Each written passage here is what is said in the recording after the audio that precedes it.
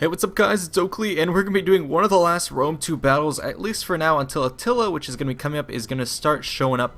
But this is going to be a massive 3 versus 3 battle, and I decided to take you guys up on a recommendation that you had said, and this is going to be the idea of doing sub-commanders in the battle. So the way it's going is I am actually here, and this is going to be, obviously, the Seleucids versus Bactria. We wanted to kind of even mix up so that if you do split your commanders up into just 3 forces, there isn't one that is obviously disfavored because they're forced to bring an army of only cavalry. But what if that army is bad at cavalry? So we brought 2 similar factions. I'm going to be fielding the skirmishers in our force. Then we're going to have Tiponer, from the Sith clan, who I believe is going to be taking the cavalry on our flank. And then also we have Grizzly of Old, who's going to be from the Zeal clan, and he's going to have our infantry body. And then on the opponent's side, we have Bear Strategos, Duke Eligos, and Pontic from the Sith clan, and they're going to be moving up in a big formation. We're going to be sweeping around the flanks on either side. So we're going to be trying to work in formation and trying to coordinate together. I do still have some of the FX graphics on, just because I thought it would be pretty good. I got rid of the Gaussian blur and all that stuff, and it makes for some pretty nice scenes, although it is a little bit shiny for my liking. But now the opponents are going to decide to contest against our guys with some Persian light archers. They've already gotten some initial shots, but we're going to be able to ward them back because I have a bunch of obviously heavy archers here who I can position to soak up fire, and then we're going to start to press the advantage on this front. Let's go ahead and just watch the entire line moving forward. We have a bunch of these swordsmen in the front ranks, some fodder units even closer to that to absorb the enemy fire, and then more and more and more lines. The idea of the sub-commanders is that all the teams have to work in in tandem, of course, and so that's what we're going to try and do. We're going to coordinate. Obviously that's happening in the center with the infantry body, and I have some actually peltas deployed on the flanks to support the cavalry. Peltas can hold their own in a cavalry fight and can ward off cavalry. That's why I'm working in conjunction to force back the opponents on the flanks. You can see that starting to happen, and then I'm also holding the center. We're now going to be moving forward with our guys, and I'm going to continue to get some shots off with our archers. Although it's a lot of jockeying, and we've already landed some pretty decent kills on some of the enemy archers with concentrated fire. The reason I held up the flanks with heavy archer fire was to put a lot of pressure on the opponents, keep them shuffling around. Not much going on the cavalry front, but let's go ahead and watch the infantry engagement up the center.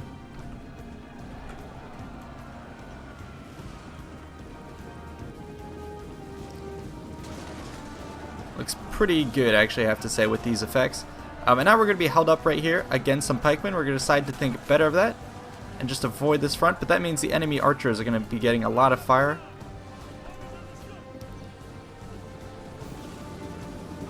But with all these ranks of peltas and other units we have in the rear, we're going to be able to just start doing a lot of damage to these guys. Enemy cavalry is going to come crashing into the flanks, but I was able to, hold that off with some peltas. The opponents are going to continue to just maraud through our forces.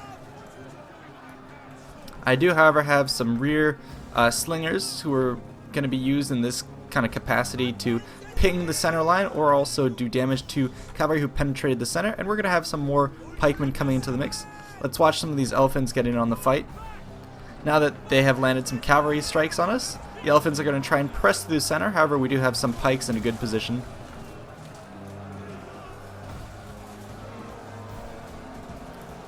And now we're going to move to counter with our own pikes.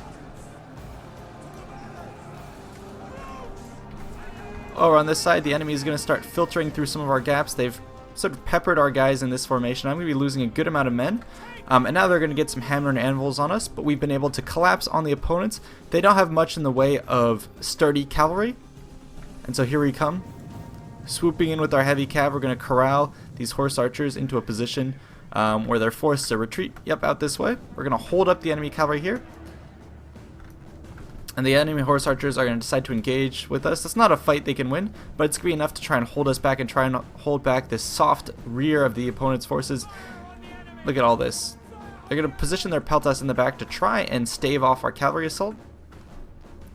Meanwhile, in the center, the enemy elephants are going to be taking a beating from all my slingers and rear troops. Cavalry are going to be getting in the mix, trying to kill me. Let's watch some of the front fighting.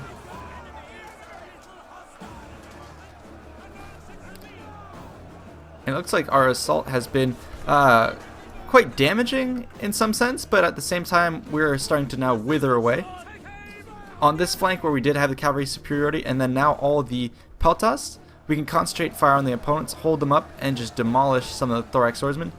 In the rear, we are cleaning up the opponent's forces, so yes, they're winning perhaps in this sector and landing some rear strikes on us with the elephants and cavalry. I was able to come back in with my own Agima cavalry and break that up. And now here comes the frenzy of the cavalry assault.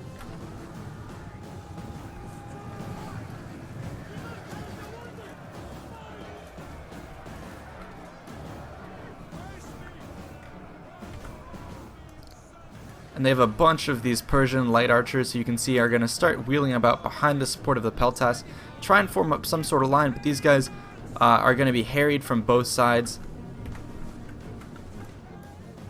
And I think this is going to be when we can move in, and now I have my rear line of Syrian heavy archers moving into this position, and they can now target these guys freely at will. I'm going to also help to pick off the enemy cavalry.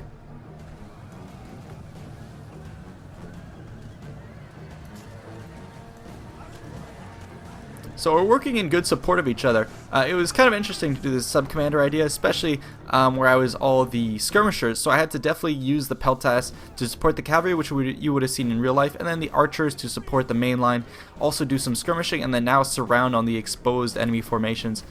So yeah, we have lost most of our infantry corps, but I mean, take a look at all these guys that I have left, who can now pick apart formations like this, caught up against pikes. Our cavalry are in the rear.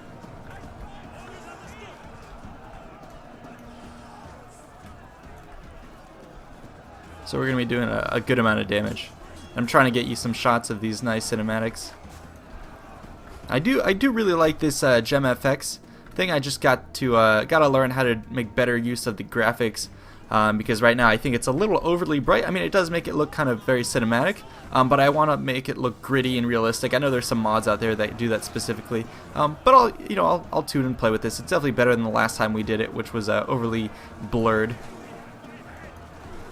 Take a look, zoom into the distance, all the lines of men coming in here, and I think we got this one, so we were able to sweep in on the sides, demolish the center with the remaining skirmishers. Yeah, these guys raked up a good amount of kills, 113 on select units, and so the infantry came out a grinding fight, but I think it was our victory on the flanks with the cavalry, and I think it had, in part, it was due to my archers and support on the flanks that kept the opponent, enemy archers, horse archers that is, from doing too much harassment and damage to our own cavalry. We swept into the back and then hammer and anviled the shit out of them. So I hope you guys enjoyed that battle. And yeah, I'm looking forward to sharing some Attila videos with you guys in the future.